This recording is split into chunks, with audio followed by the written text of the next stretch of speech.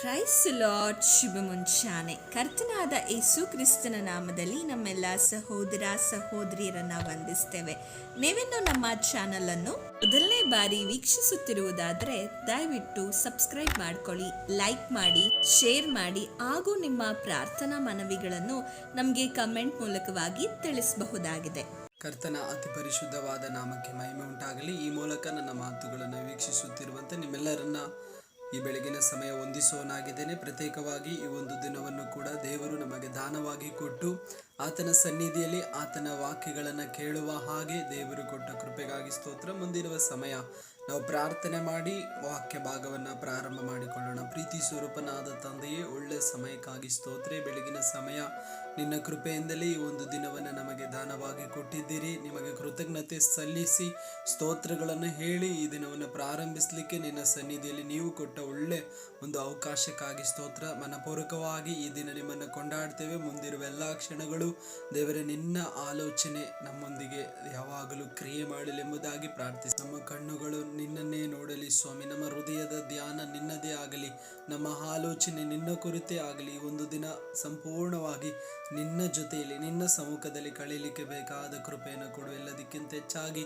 ನಿನ್ನ ವಾಕ್ಯಗಳನ್ನು ಕೇಳಿ ನನ್ನ ಜೀವಿತದಲ್ಲಿ ಏನೆಲ್ಲ ದೋಷಗಳಿದೆಯೋ ಅದೆಲ್ಲವನ್ನು ಕ್ರಮಪಡಿಸಿಕೊಂಡು ಮುಂದೆ ಹೋಗಲಿಕ್ಕೆ ಬೇಕಾದ ಕೃಪೆಯನ್ನು ನಮ್ಮೆಲ್ಲರಿಗೂ ಅನುಗ್ರಹಿಸಿರಿ ಎಂಬುದಾಗಿ ಪ್ರಭುವಾದ ಯೇಸು ಕ್ರಿಸ್ತನ ನಾಮದಲ್ಲಿ ಪ್ರಾರ್ಥಿಸ್ತೇನೆ, ಪರಲೋಕದ ತಂದೆಯೇ, ಆಮೇನ್. ಈ ದಿನದ ವಾಕ್ಯ ಸಂದೇಶದ ವಿಷಯ ಏನಾಗಿದೆ ಎಂಬುದಾಗಿ ನಾವು ನೋಡೋದಾದ್ರೆ, ಯಾರ ಪ್ರಾರ್ಥನೆಯನ್ನ ದೇವರು ಕೇಳುತ್ತಾನೆ, ಯಾರ ಪ್ರಾರ್ಥನೆಯನ್ನು ದೇವರು ಕೇಳುತ್ತಾನೆ ಎಂಬುದಾಗಿರುವ ವಿಷಯದ ಕುರಿತು ನಾವು ಧ್ಯಾನ ಮಾಡಿಕೊಳ್ಳೋಣ. ಅನೇಕ ಬಾರಿ ನಿಮ್ಮೊಳಗಡೆ ನಿಮಗೆ ಪ್ರಶ್ನೆ ಬಂದಿರ್ಬೋದು, ಯಾಕೆ ದೇವರು ನನ್ನ ಪ್ರಾರ್ಥನೆಯನ್ನು ಕೇಳುತ್ತಿಲ್ಲ? ದಿನವೆಲ್ಲ ನಾನು ಪ್ರಾರ್ಥಿಸ್ತಾ ಇದ್ದೇನೆ, ವಾರವೆಲ್ಲ ನಾನು ಪ್ರಾರ್ಥಿಸ್ತಾ ಇದ್ದೇನೆ, ಅನೇಕ ದಿನಗಳಿಂದ ನಾನು ಪ್ರಾರ್ಥನೆಯಲ್ಲೇ ಆಗಿದ್ದೇನೆ, ಆದರೂ ಕೂಡ ದೇವರು ಯಾಕೆ ನನ್ನ ಪ್ರಾರ್ಥನೆಯನ್ನು ಕೇಳುತ್ತಿಲ್ಲ ಎಂಬುದಾಗಿ ನಿಮ್ಮ ಹೃದಯದಲ್ಲಿ ನಿಮಗೆ ಪ್ರಶ್ನೆಯಾಗಿ ಬಂದಿರ್ಬೋದು. ಈ ಮಾತುಗಳನ್ನು ಹೇಳುವಾಗ ನಿಮ್ಮನ್ನು ನೀವು ಒಂದು ಬಾರಿ ಪರೀಕ್ಷಿಸಿಕೊಂಡ್ರೆ ಸಾಕು. ಯಾಕೆ ನಿಮ್ಮ ಪ್ರಾರ್ಥನೆಯನ್ನು ದೇವರು ಕೇಳುತ್ತಿಲ್ಲ, ಯಾರ ಪ್ರಾರ್ಥನೆಯನ್ನು ದೇವರು ಕೇಳುತ್ತಾನೆ ಎಂಬುದಾಗಿರುವ ವಿಷಯದ ಕುರಿತು ನಾವು ಧ್ಯಾನ ಮಾಡುವಾಗ ಯಾಕೆ ದೇವರು ನಿಮ್ಮ ಪ್ರಾರ್ಥನೆಯನ್ನು ಕೇಳುತ್ತಿಲ್ಲ ಎಂಬುದಾಗಿ ನೀವು ಅರ್ಥ ಮಾಡಿಕೊಳ್ಳಿಕ್ಕೆ ಸಾಧ್ಯವಾಗ್ತದೆ. ಅನೇಕ ಬಾರಿ ನೀವು ಪ್ರಾರ್ಥಿಸಿದ್ದೀರ ನಿಜ, ಪ್ರಾರ್ಥನೆಯನ್ನು ಅನೇಕ ರೀತಿಯಲ್ಲಿ ನೀವು ಮಾಡಿದಿರೋ, ಉಪವಾಸವಾಗಿ ಮಾಡಿರ್ಬೋದು, ಗಂಟೆಗಟ್ಟಲೆ ಮಾಡಿರ್ಬೋದು, ದೇವರ ಸನ್ನಿಧಿಯಲ್ಲಿ ಕುಂತು ಅನೇಕ ವಿಷಯಗಳನ್ನು ಕಣ್ಣೀರಿಟ್ಟು ಪ್ರಾರ್ಥನೆ ಮಾಡಿರ್ಬೋದು. ಆದರೆ ಯಾರ ಪ್ರಾರ್ಥನೆಯನ್ನು ದೇವರು ಕೇಳುತ್ತಾನೆ? ಅದಕ್ಕೆ ಒಂದು ಆಧಾರಿತವಾಗಿ ಒಂದು ವಾಕ್ಯವನ್ನು ನಾವು ಓದಿಕೊಳ್ಳೋಣ. ಲೂಕನು ಬರೆದ ಸುವಾರ್ತೆ 18ನೇ ಅಧ್ಯಾಯ ಅದರ 9ರಿಂದ 14ನೇ ವಚನದ ತನಕ ಸತ್ಯವೇದವನ್ನು ತೆಗೆದು ನಾವು ಒಟ್ಟಾಗಿ ಸೇರಿ ಓದಿಕೊಳ್ಳೋಣ. ಇದಲ್ಲದೆ ತಾವೇ ನೀತಿವಂತರೆಂದು ತಮ್ಮಲ್ಲಿ ಭರವಸೆವಿಟ್ಟುಕೊಂಡು ಉಳಿದವರನ್ನ ಉದಾಸೀನ ಮಾಡುವಂತ ಕೆಲವರಿಗೆ ಒಂದು ಸಾಮ್ಯವನ್ನ ಹೇಳಿದನು. ಅದೇನೆಂದರೆ, ಪ್ರಾರ್ಥನೆ ಮಾಡಬೇಕೆಂದು ಇಬ್ಬರು ಮನುಷ್ಯರು ದೇವಾಲಯಕ್ಕೆ ಹೋದರು. ಒಬ್ಬನು ಫರಿಸಾಯನು, ಒಬ್ಬನು ಸುಂಕದವನು. ಫರಿಸಾಯನು ನಿಂತುಕೊಂಡು ಪ್ರಾರ್ಥಿಸುವಾಗ ತನ್ನೊಳಗೆ, ದೇವರೇ, ಸುಲುಕೊಳ್ಳುವವನು, ಅನ್ಯಾಯಗಾರನು, ಆಧಾರ ಮಾಡುವವರು ಆಗಿರುವ ಉಳಿದ ಜನರಂತೆ ನಾನಲ್ಲ, ಈ ಸುಂಕದವನಂತೆಯೂ ನಾನಲ್ಲ. ಆದ್ದರಿಂದ ನಿನಗೆ ಸ್ತೋತ್ರ ಮಾಡುತ್ತೇನೆ, ವಾರಕ್ಕೆ 2 ಆವರ್ತಿ ಉಪವಾಸ ಮಾಡುತ್ತೇನೆ.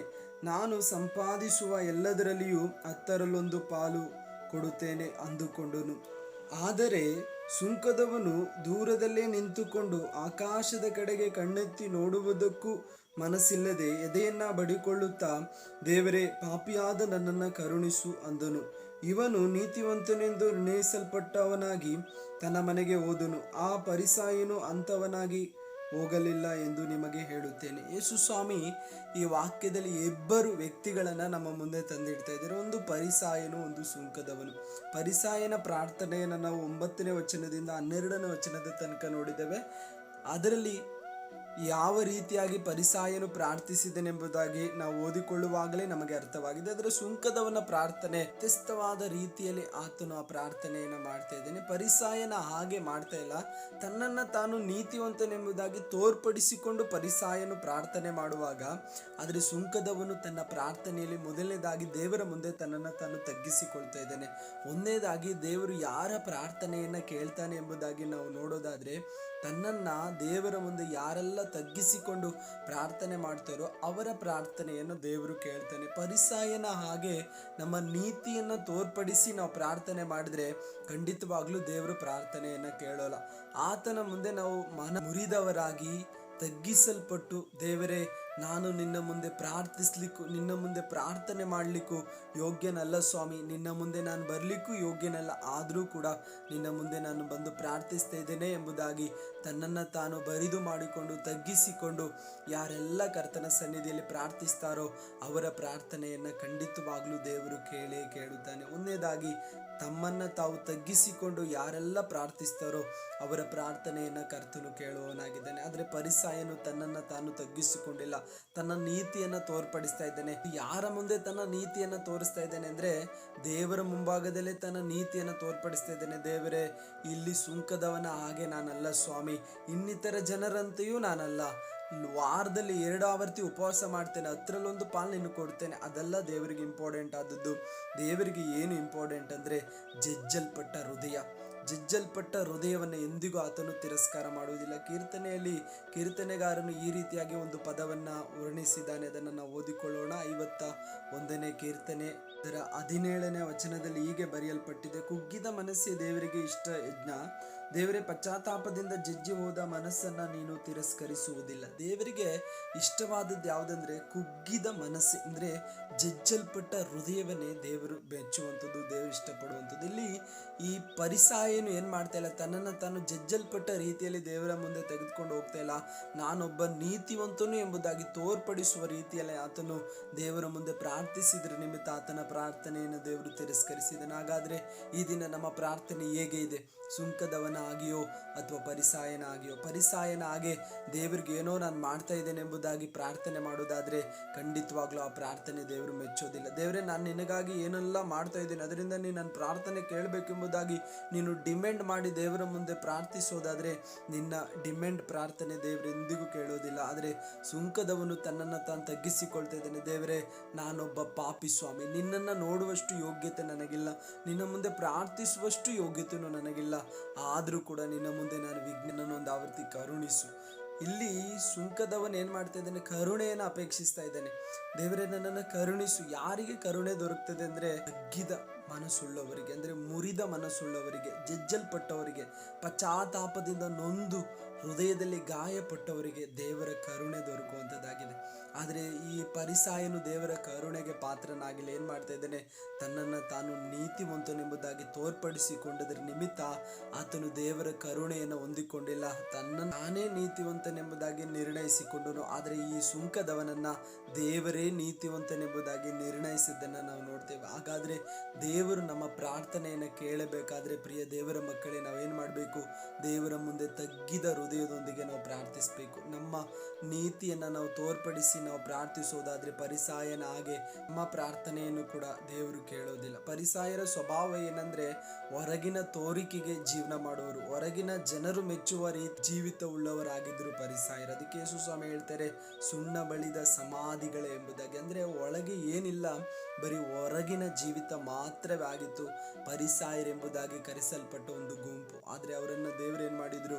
ಎಚ್ಚರಿಸಿದರು. ನಮ್ಮ ಪ್ರಭುವಾದ ಯೇಸು ಸ್ವಾಮಿ ಅವರನ್ನು ಎಚ್ಚರಿಸಿ, ಅವರನ್ನು ಖಂಡಿಸಿ, ನಿಮ್ಮ ಮನಸ್ಸನ್ನು ದೇವರ ಕಡೆಗೆ ತಿರುಗಿಸಿ ಎಂಬುದಾಗಿ ಹೇಳಿದ್ದನ್ನು ನಾವು ನೋಡ್ತೇವೆ. ಆದರೆ ಸುಂಕದವನು ದೇವರ ಮುಂದೆ ತನ್ನನ್ನು ತಾನು ಬರಿದು ಮಾಡಿಕೊಂಡು ಒಂದು ಪಾಪಿ ಎಂಬುದಾಗಿ ತನ್ನನ್ನು ತಾನು ತಗ್ಗಿಸಿಕೊಂಡವನು. ಸುಂಕದವರ ಒಂದು ಸ್ವಭಾವ ಏನಂದರೆ ಅವರು ಎಲ್ಲರಿಂದ ತಿರಸ್ಕರಿಸಲ್ಪಟ್ಟವರು, ಯಾರು ಇಷ್ಟಪಡದವರು, ಯಾರಿಗೂ ಇಷ್ಟವಾಗದವರು, ಅನ್ಯಾಯವಾಗಿ ದುಡ್ಡನ್ನು ಸುಲುಕೊಳ್ಳುವವರು. ಹಂಗಂದ್ರೆ ದೇವರು ಅವರನ್ನೇ ಇಷ್ಟಪಡ್ತಾ ಇದ್ದಾನೆ. ಯಾಕೆಂದರೆ ಅವರ ಮನಸ್ಸು ದೇವರಿಗೆ ಇಷ್ಟ ಆಯಿತು. ಯಾಕೆ ಅವರ ಮನಸ್ಸು ದೇವರಿಗೆ ಇಷ್ಟ ಆಯ್ತು ಅಂದರೆ ದೇವರ ಮುಂದೆ ಅವರ ಮನಸ್ಸು ತಗ್ಗಿಸಲ್ಪಡ್ತಾ ಇದೆ.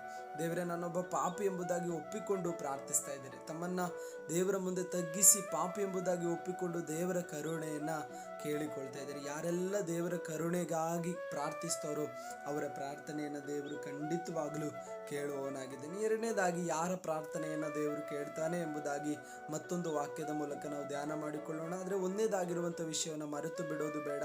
ಯಾರ ಪ್ರಾರ್ಥನೆ ದೇವರು ಒಂದನೇದಾಗಿ ಕೇಳ್ತಾರೆ ಅಂದರೆ, ತನ್ನನ್ನು ತಾನು ತಗ್ಗಿಸಿಕೊಂಡು ಸುಂಕದವನ ಹಾಗೆ ದೇವರ ಮುಂದೆ ಯಾರು ಪ್ರಾರ್ಥಿಸ್ತಾರೋ ಅವರ ಪ್ರಾರ್ಥನೆಯನ್ನು ದೇವರು ಕೇಳುವವನಾಗಿದ್ದಾನೆ. ಎರಡನೇದಾಗಿ ಯಾರ ಪ್ರಾರ್ಥನೆಯನ್ನು ದೇವರು ಕೇಳ್ತಾರೆ ಅಂದರೆ, ಕೀರ್ತನೆ 145 ಅದರ 19ನೇ ವಚನ ಹೀಗೆ ಬರೆಯಲ್ಪಟ್ಟಿದೆ, ತನ್ನಲ್ಲಿ ಭಯಭಕ್ತಿ ಉಳ್ಳವರ ಇಷ್ಟವನ್ನ ನೆರವೇರಿಸುತ್ತಾನೆ, ಅವರ ಕೂಗನ್ನ ಕೇಳಿ ರಕ್ಷಿಸುತ್ತಾನೆ.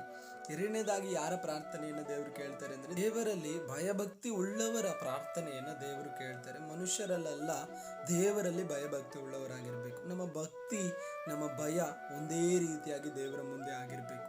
ನಾವು ಎಷ್ಟು ಭಯ ಪಡ್ತೀವೋ ಅಷ್ಟು ಭಕ್ತಿಯಲ್ಲಿ ಜೀವಿಸಬೇಕು. ಎಷ್ಟು ಭಕ್ತಿಯಲ್ಲಿ ಜೀವಿಸ್ತೇವೋ ಅಷ್ಟು ದೇವರಿಗೆ ಭಯ ಪಡಬೇಕು. ಹಾಗೆ ನಾವು ನಡೆದ್ರೆ ಮಾತ್ರವೇ ಖಂಡಿತವಾಗ್ಲೂ ದೇವರು ನಮ್ಮ ಪ್ರಾರ್ಥನೆಯನ್ನು ಕೇಳುವವರಾಗಿರ್ತಾರೆ. ನಾವು ಅನೇಕ ಬಾರಿ ಭಕ್ತಿ ಇರ್ತದೆ ಆದರೆ ಭಯ ಇರಲ್ಲ. ಕೆಲವೊಬ್ಬರಿಗೆ ಭಯ ಇರ್ತದೆ, ಭಕ್ತಿ ಇರಲ್ಲ. ಇವೆರಡು ಒಂದೇ ಈಕ್ವಲ್ ಆಗಿ ಹೋಗ್ಬೇಕು. ಭಕ್ತಿನೂ ಇರಬೇಕು, ಭಯನೂ ಇರಬೇಕು. ಭಯನೂ ಇರಬೇಕು, ಭಕ್ತಿನೂ ಇರಬೇಕು. ದೇವರಿಗೆ ನಾವು ಎಷ್ಟೆಲ್ಲ ಭಯ ಪಡ್ತೇವೋ ಅಷ್ಟು ಭಕ್ತಿಯಲ್ಲಿ ತಗ್ಗಿ ಏನಾಗಬೇಕು, ದೇವರ ಮುಂದೆ ನಾವು ಜೀವಿಸಬೇಕು. ಅದೇ ರೀತಿ ಭಕ್ತಿಯಲ್ಲಿ ಜೀವಿಸುವ ನಾವು ದೇವರಿಗೆ ಅಷ್ಟೇ ನಾವು ಭಯ ಪಡಬೇಕು. ಯಾರೆಲ್ಲ ಭಯ ಭಕ್ತಿಯಿಂದ ಜೀವಿಸ್ತಾರೋ, ಅದು ಯೋಬನ ಹಾಗೆ ಎಷ್ಟು ಭಕ್ತಿ ಇತ್ತೋ ಅಷ್ಟು ದೇವರಲ್ಲಿ ಭಯಪಡುವ ಒಂದು ಮನುಷ್ಯನಾಗಿದ್ದನು ಯೋಬನು. ಇದರಿಂದಲೇ ಎಷ್ಟೇ ಶೋಧನೆಗಳು ಬಂದರೂ ಕೂಡ, ಎಷ್ಟೇ ವೇದನೆಗಳು ಬಂದರೂ ಕೂಡ, ಎಷ್ಟೇ ನೋವುಗಳು ಬಂದರೂ ಕೂಡ ಆತನು ದೇವರನ್ನು ಎಂದಿಗೂ ತಿರಸ್ಕಾರ ಮಾಡಿಲ್ಲ, ದೇವರನ್ನು ದೂಷಿಸಿ ಒಂದು ಮಾತು ಕೂಡ ಆಡಿಲ್ಲ. ಹಾಗಾದ್ರೆ ನಮ್ಮ ಜೀವಿತದಲ್ಲಿ ಭಕ್ತಿ ಇದೆ ಆದರೆ ದೇವರ ಮೇಲಿರುವಂತ ಭಯ ಇಲ್ಲ. ಕೆಲವೊಬ್ಬರಿಗೆ ದೇವರ ಮೇಲಿರುವಂಥ ಭಯ ಇರ್ತದೆ, ಕೆಲವೊಬ್ಬರಿಗೆ ಭಕ್ತಿ ಇರಲ್ಲ. ಆದರೆ ಎರಡೂ ಉಳ್ಳವರಾಗಿದ್ರೇನೆ ದೇವರು ನಮ್ಮ ಪ್ರಾರ್ಥನೆಯನ್ನು ಕೇಳೋದು. ನಾವು ದೇವರಿಗೆ ಭಯನೂ ಪಡೋಣ, ಅದೇ ಸಮಯದಲ್ಲಿ ದೇವರ ಮುಂದೆ ಭಕ್ತಿಯಿಂದಲೂ ಕೂಡ ನಾವು ಜೀವಿಸೋಣ. ಭಯ ಭಕ್ತಿ ದೇವರ ಮುಂದೆ ನಾವು ತೋರ್ಪಡಿಸೋದಾದ್ರೆ ದೇವರು ನಮ್ಮ ಪ್ರಾರ್ಥನೆಯನ್ನು ಕೇಳುವವನಾಗಿರ್ತಾನೆ. ಹಾಗಾದ್ರೆ ದೇವರು ಯಾರ ಪ್ರಾರ್ಥನೆಯನ್ನು ಕೇಳ್ತಾನೆ?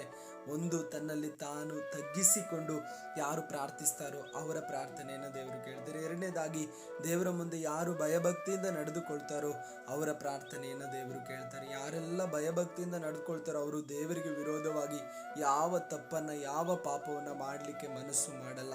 ದೇವರಲ್ಲಿ ಭಯಭಕ್ತಿ ಉಳ್ಳ ಮನುಷ್ಯನು ಪ್ರತ್ಯೇಕವಾಗಿ ದೇವರಿಗಾಗಿ ಜೀವಿಸುವವನಾಗಿರ್ತಾನೆ, ದೇವರ ಆಲೋಚನೆ ಪ್ರಕಾರ ನಡೆಯುವವನಾಗಿರ್ತಾನೆ, ದೇವರ ಮಾರ್ಗದಲ್ಲೇ ಸಂಚಾರ ಮಾಡುವವನಾಗಿರ್ತಾನೆ. ಅವನಿಗೆ ಒಂದು ಪ್ರತ್ಯೇಕವಾದ ಒಂದು ಜೀವಿತ ಇರ್ತದೆ. ಎಲ್ಲರ ಹಾಗೆ ಜೀವಿಸಲ್ಲ, ಎಲ್ಲರ ಹಾಗೆ ನಡೆಯಲ್ಲ, ಎಲ್ಲರ ಹಾಗೆ ಮಾತಾಡಲ್ಲ. ಆತನು ಯಾವುದು ಮಾತಾಡಿದ್ರು ಕೂಡ ದೇವರಿಗೆ ಭಯಪಟ್ಟೇ ಮಾತಾಡ್ತಾನೆ. ಏನೇ ಕಾರ್ಯ ಮಾಡಿದ್ರು ಕೂಡ ಭಕ್ತಿಯಲ್ಲಿ ಆತನು ಮಾಡುವವನಾಗಿರ್ತಾನೆ. ಇಂಥವರ ಪ್ರಾರ್ಥನೆಯನ್ನು ದೇವರು ಕೇಳುವವರಾಗಿರ್ತಾರೆ. ಹಾಗಾದ್ರೆ ನಾವು ಯಾವ ರೀತಿ ಪ್ರಾರ್ಥಿಸ್ತಾ ಇದ್ದೇವೆ? ಇದುವರೆಗಳ ಕಾಲ ಈ ರೀತಿಯಾಗಿ ನಾವು ಪ್ರಾರ್ಥಿಸದೆ ಇರೋದಾದ್ರೆ ಈ ಹಣದಿಂದ ದೇವರ ಮುಂದೆ ಒಪ್ಪಿಸಿಕೊಟ್ಟು ಪ್ರಾರ್ಥನೆ ಮಾಡೋಣ. ಪರಿಸಾಯನ ಹಾಗೆ ನಮ್ಮ ಪ್ರಾರ್ಥನೆಗಳಾಗಿರೋದಾದ್ರೆ, ಬರೀ ಹೊರಗಿನ ತೋರಿಕೆಗಾಗಿ, ಒಳಗೆ ಏನು ಇಲ್ಲದೆ ಬರೀ ಹೊರಗಿನ ತೋರಿಕೆಯಲ್ಲಿ ನಮ್ಮನ್ನು ನಾವು ತೋರ್ಪಡಿಸಿಕೊಂಡು ಪ್ರಾರ್ಥಿಸ್ತಾ ಇರೋದಾದ್ರೆ ನಿಮ್ಮ ಪ್ರಾರ್ಥನೆಯನ್ನು ದೇವರು ಎಂದಿಗೂ ಕೇಳೋದಿಲ್ಲ. ಯಾಕೆಂದ್ರೆ ಪರಿಸಾಯನ ಪ್ರಾರ್ಥನೆಯನ್ನು ಕೂಡ ದೇವರು ಕೇಳುವುದಿಲ್ಲ. ದೇವರು ನೋಡುವಂಥದ್ದು ಒಳಗಿನ ಆಲೋಚನೆ, ಮನಸ್ಸಿನ ಆ ಮುರಿವಿಕೆ. ಮನಸ್ಸು ಮುರಿದು ದೇವರ ಮುಂದೆ ಕುಂತು ಪ್ರಾರ್ಥಿಸೋದಾದ್ರೆ ಆ ಜಜ್ಜಲ್ಪಟ್ಟು ಕುಗ್ಗಿ ಹೋದ ಮನಸ್ಸನ್ನು ದೇವರು ಎಂದಿಗೂ ತಿರಸ್ಕರಿಸೋದಿಲ್ಲ.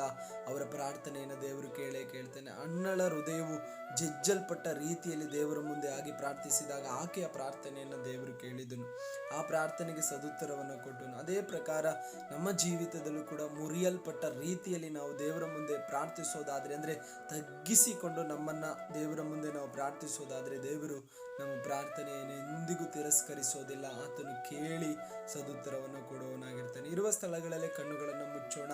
ಒಂದು ವೇಳೆ ಪರಿಸಾಯನ ಆಗಿ ಇವತ್ತಿನವರೆಗೂ ನೀನು ಪ್ರಾರ್ಥಿಸಿರೋದಾದ್ರೆ, ಇನ್ನು ಮುಂದೆ ದೇವರ ಪರಿಸಾಯನ ಹಾಗೆ ಅಲ್ಲ ಸ್ವಾಮಿ, ಸುಂಕದವನ ಹಾಗೆ ನಿನ್ನಲ್ಲಿ ತಗ್ಗಿಸಿಕೊಂಡು ಅದೇ ರೀತಿಯಾಗಿ ಭಯಭಕ್ತಿಯಿಂದ ಪ್ರಾರ್ಥಿಸಲಿಕ್ಕೆ ನನಗೆ ಸಹಾಯ ಮಾಡು. ಇನ್ನು ಮುಂದೆ ನನ್ನ ಪ್ರಾರ್ಥನೆಯನ್ನು ನೀನು ಕೇಳುತ್ತೀ ಎಂಬುದಾಗಿ ನನ್ನನ್ನು ನಾನು ಬರಿದು ಮಾಡಿಕೊಂಡು ಭಯಭಕ್ತಿಯಿಂದ ಪ್ರಾರ್ಥಿಸಲಿಕ್ಕೆ ನನಗೆ ಸಹಾಯ ಮಾಡೆಂಬುದಾಗಿ ಇರುವ ಸ್ಥಳಗಳಲ್ಲಿ ಪ್ರಾರ್ಥನೆ ಮಾಡೋಣ. ಪ್ರೀತಿ ಸ್ವರೂಪನ ತಂದೆ, ಒಳ್ಳೆ ಸಮಯಕ್ಕಾಗಿ ಸ್ತೋತ್ರ. ನಿನ್ನ ಮಕ್ಕಳಾದ ನಾವು ನಿನ್ನ ಸನ್ನಿಧಿಯಲ್ಲಾಗಿದ್ದೇವೆ. ನಿನ್ನ ಕೃಪೆಯಲ್ಲಿ ನಮ್ಮನ್ನು ಮರೆಮಾಚಿದ್ದಿ. ಪ್ರತ್ಯೇಕವಾಗಿ ಮಾತಾಡಿದ ವಿಷಯದಲ್ಲಿ ನಮ್ಮನ್ನೇ ಒಪ್ಪಿಸಿಕೊಡ್ತೇವೆ. ಯಾರ ಪ್ರಾರ್ಥನೆಯನ್ನು ಕೇಳುತ್ತೀ, ಯಾರ ಪ್ರಾರ್ಥನೆಯನ್ನು ಕೇಳೋದಿಲ್ಲ ಎಂಬುದಾಗಿ ನಿನ್ನ ವಾಕ್ಯದ ಮೂಲಕ ನಮಗೆ ತಿಳಿಯಪಡಿಸಿದಿ. ನಮ್ಮ ಪ್ರಾರ್ಥನೆಯನ್ನು ಕೇಳಿ ಸದುತ್ತರವನ್ನು ದಯಪಾಲಿಸು ಎಂಬುದಾಗಿ ನಿನ್ನ ಕರೆಗಳಲ್ಲಿ ಒಪ್ಪಿಸ್ತೇನೆ. ಯಾರೆಲ್ಲ ದೇವರೇ ನೊಂದಿದ ಮನಸ್ಸಿನಲ್ಲಿ, ಜಜ್ಜಲ್ಪಟ್ಟ ಮನಸ್ಸಿನಲ್ಲಿ ಈ ದಿನ ಆಗಿ ವಾಕ್ಯಗಳನ್ನು ಕೇಳಿ ತಮ್ಮನ್ನು ಒಪ್ಪಿಸಿಕೊಡ್ತಾ ಇದ್ದರು, ಅವರ ಪ್ರಾರ್ಥನೆಯನ್ನು ಲಾಲಿಸಿ ಸದುತ್ತರವನ್ನು ಕೊಟ್ಟು ನೀ ನಡೆಸಬೇಕು. ಎಲ್ಲ ಘನತೆ ಮಹಿಮೆ ನಿನಗೆ ಯೇಸುವಿನ ನಾಮದಲ್ಲಿ ತಂದೆಯೇ, ಆಮೇನ್. God bless you. ದೇವರ ವಾಕ್ಯದ ಮೂಲಕ ನಿಮ್ಮನ್ನು ಆಶೀರ್ವದಿಸಲಿ. ಈ ವಾಕ್ಯ ನಿಮ್ಮ ಮನಸ್ಸನ್ನು ಸ್ಪರ್ಶಿಸಿರೋದಾದರೆ ಇನ್ನೂ ಅನೇಕರು ಈ ವಾಕ್ಯಗಳನ್ನು ಕೇಳಿ ಯಾವ ರೀತಿ ಪ್ರಾರ್ಥನೆ ಮಾಡಬೇಕೆಂಬುದಾಗಿರುವ ವಿಷಯದ ಕುರಿತು ಕಲಿತುಕೊಳ್ಳುವ ಹಾಗೆ, ದೇವರ ಆಲೋಚನೆಯನ್ನು ತಿಳಿದುಕೊಳ್ಳುವ ಹಾಗೆ ದೇವರು ಅವರಿಗೂ ಕೂಡ ಸಹಾಯ ಮಾಡಲಿ. ಅವರಿಗೆ ಕಳಿಸಿಕೊಡಿರಿ. God bless you. ದೇವರು ನಿಮ್ಮನ್ನು ಆಶೀರ್ವದಿಸಲಿ. Praise the Lord. ಆಮೇನ್.